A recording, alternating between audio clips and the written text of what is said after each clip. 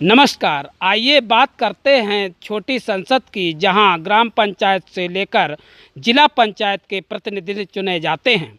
जैसे जैसे चुनाव आयोग अपनी प्रक्रिया तेज कर रहा है, वैसे वैसे गांव में भी चुनाव की सरगर्मियां तेज होती नजर आ रही हैं। आइए बात करते हैं ग्राम पंचायत देवड़ा के प्रधान पद के प्रत्याशी विमलेश कुमार जी से। जानते हैं कि पिछली बार चुनाव लड़े थे, किन परिस्थितियों से हार हुई थी और इस बार चुनाव लड़ रहे हैं।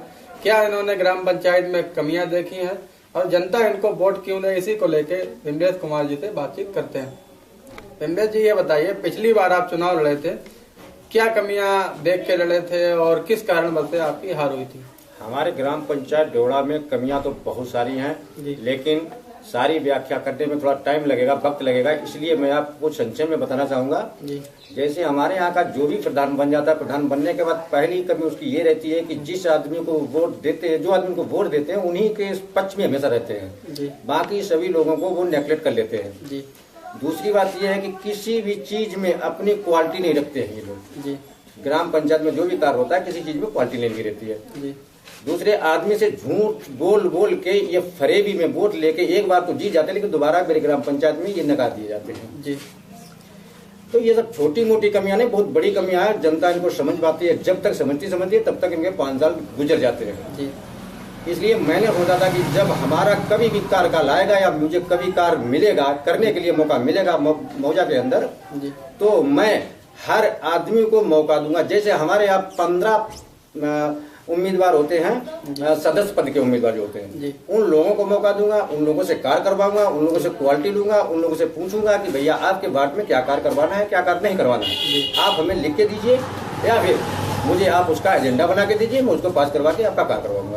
जबकि मेरे यहाँ का प्रधान पद का प्रत्याशी क्या करते हैं, अपना एक मनोनीत बना लेते हैं, मौजा के अंदर किसी एक को मनोनीत बना के पूरे मौजा का कार्य दिखाते हैं, स्वयं के लिए अपना पता नहीं किस विधानसभा में जाके बैठ जाते हैं जगह ये लोग, और मौजा के अंदर किसी के पास मिलने जुलने के लिए इनके वक्त नहीं रहता। तो इन सब चीजों को देखते हुए मैंने सोचा था कि अगर मुझे मौका मिला तो ये सेवा करने में मैं सक्षम रहूंगा।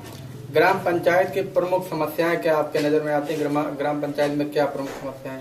ग्राम पंचायत में प्रमुख समस्याएं तो मेरे नजर में ये है कि जैसे मेरे यहाँ ऐसे ऐसे घर बने हुए हैं जो आज 100 साल जर्जर पुराने मिट्टी के मकान बने हुए हैं, अभी तक उन लोगों को एक आवास दिलाने में ये लोग सक्षम नहीं रहे। मेरे गांव में कम से कम आज की तारीख में 10 घर होंगे ऐसे, जिनके माँ नहीं है, बाप नहीं है, स्वयं के घर में अकेले हैं, और उन लोगों को अभी तक आवास नहीं मिला। नंबर 1 बात, ये लोग क्या करते हैं, किसी को शौचालय देते तो बहुत लंबा एहसान करके कि मैं आपको शौचालय दे रहा हूँ, मैं आपको आवास दे रहा हूँ, तो मैं आपका बहुत हितैषी हूँ और मुझे आप अगली बार मुझे सपोर्ट करना है। ऐसे मोटे मोटे पिलर लोगों को ये लोग आवास देते हैं। आप देखिए मेरे यहाँ ऐसे ऐसे लोगों को आवास दिए गए जिनके पास भूमि भी है, सर्विस भी है, सब कुछ है, उन लोगों को आवास मिले, पात्रों को नहीं मिल पाता। जी, पात्र को तो कभी भी नंबर में ही लोग नहीं आने देते। लेकिन अब गवर्नमेंट क्या करती है आगे, इन लोगों के लिए क्या बनाया है सिस्टम, जो कि अब शायद लग रहा है मुझे कि शायद सीरियल नंबर से सीरियल लिस्ट उठाई जा रही है। तो उसके अतिरिक्त अब कार्य होगा, पता नहीं क्या आप करवाएं, ये लोग क्या करवा रहे हैं, अब तो करवा ही नहीं सकते उसका, टाइम ही निकल चुका है इनका।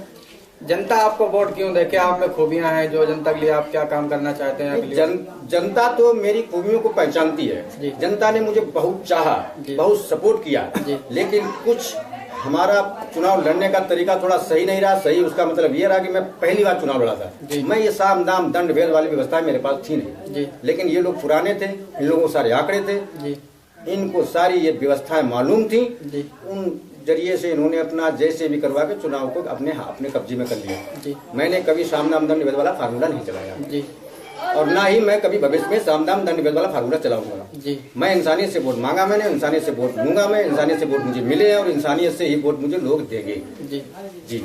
तो अगली बार जैसे कि चुनाव आ रहा है, इस समय क्या आप दोबारा लड़ने की तैयारियां कर रहे हैं? जी, तैयारियां मैं नहीं कर रहा हूँ, पब्लिक कर रही है, जनता कर रही है, मांग कर रही है। मेरे यहाँ आके लोग मुझे कहते हैं कि आप चुनाव लड़िए। फिलहाल में अभी मेरे पास कुछ दुखद समाचार हैं जो मैं आपको बयां करना चाहता हूँ। मेरा अभी छोटा भाई 33 ईयर्स का था, आकस्मिक उसकी मौत होने के कारण में हम लोग पूरा घर, मेरा पूरा परिवार, बल्कि मेरा अगर देखा जाए तो पूरा ग्राम पंचायत इस सदमे में है। उसको मद्देनजर रखते हुए हम लोगों ने फैसला ये लिया था कि हम कुछ तसल्ली से चुनाव लड़ेंगे। लोगों ने मुझे सांत्वना दी, अनुशासन दिया, सहानुभूति है मेरे ऊपर। वो कह रहे हैं आप चिंता मत करिए, हम लोग आपके साथ हैं। विमलेश कुमार जी का कहना है कि ग्राम पंचायत के लोग हमारे साथ हैं और विमलेश कुमार जी अपने पर्सनल तौर पे ग्राम पंचायत का चुनाव नहीं लड़ रहे हैं। जनता के कहने पे विमलेश कुमार जी चुनाव लड़ रहे हैं। जनता ने पिछली बार भी सपोर्ट दिया था, इस बार भी ग्राम पंचायत की जनता सपोर्ट दे रही है। इसीलिए विमलेश कुमार जी फिर दोबारा ग्राम पंचायत चुनाव की तैयारियां करने लगे।